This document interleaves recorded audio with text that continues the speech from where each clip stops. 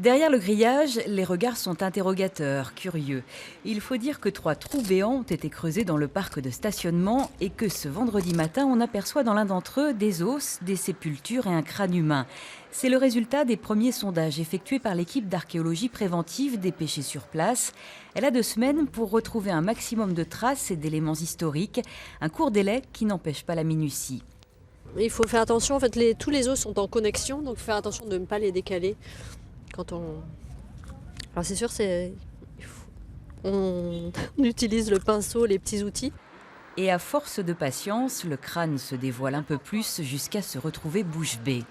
Ce sera plus tard aux anthropologues d'examiner les sépultures et les ossements afin de définir l'âge, le sexe, les conditions de vie ou encore la cause du décès. Ces éléments viendront compléter l'histoire de la ville d'Aubenas à l'époque médiévale et du couvent qui se trouvait juste ici entre le XIIIe et le XVIe siècle avant d'être détruit alors que les catholiques et les protestants s'affrontaient. C'est important de retrouver ce couvent parce qu'on a des traces dans les archives, on a beaucoup d'archives qui en parlent. Mais après, nous, concrètement, on ne sait pas où il se situait, on ne sait pas exactement quelle sépulture il y avait, quel type de sépulture. Voilà, ça renseigne, ça complète toutes les informations qu'on pouvait avoir auparavant.